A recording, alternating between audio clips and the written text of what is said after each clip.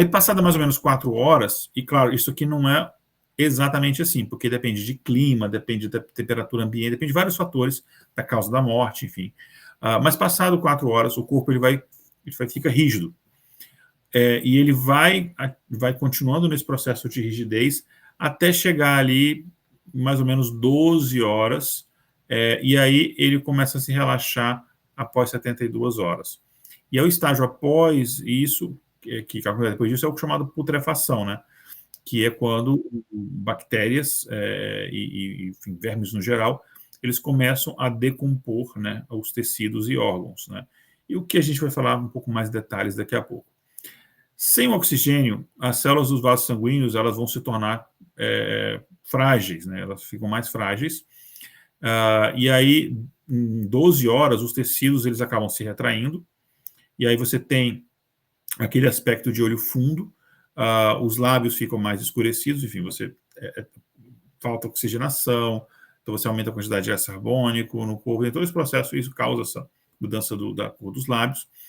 A água do corpo ela começa a evaporar, interrompe-se, não no momento da morte, mas horas depois, o crescimento das unhas e pelos, mas o pelo e o cabelo não continuam crescendo. Não, isso é um mito, tá? Isso é fake news. A gente tem um episódio sobre isso, né, que a gente fala disso. Isso, exatamente. Na realidade, esses elementos... É verdade, a gente tem um episódio que a gente fala desses mitos da ciência. Eles crescem por um período limitado de tempo, né? Enfim, porque ele precisa de reserva, ele precisa de material, né? Proteínas, então, para continuar crescendo, energia para produzir essa reprodução celular. Além disso, a pele se encolhe, enfim, algumas partes, como couro cabeludo, cutícula, enfim. Devido à desidratação também, né? Isso. E aí dá a impressão que houve um crescimento do cabelo, mas na verdade é a pele em volta que ela está se retraindo.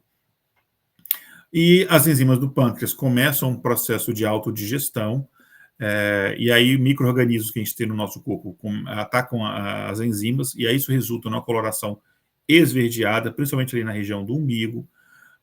Moscas são atraídas, e até algumas aves, né, também.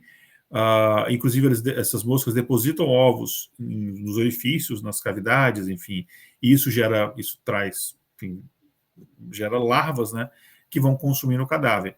E aí, em 2 semanas depois da morte, claro, isso, sem contar que não houve nenhum tipo de processo de conservação daquele corpo, né, e 2 semanas depois vai restar só os ossos. Tá?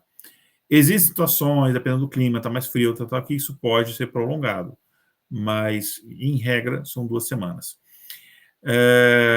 E, em certas épocas, as pessoas recorriam à desidratação e mumificação para preservar os corpos, mas até esses restos secos, eles são alvo de traças, escaravelhos, enfim. E esses insetos, eles acabam consumindo os últimos vestígios ali do cadáver, né, encerrando enfim, uma parte, um capítulo importante desse ciclo que acontece após a morte. Pode ser muito gráfico a nossa descrição, mas é importante a gente entender como é que acontece todo o processo, né?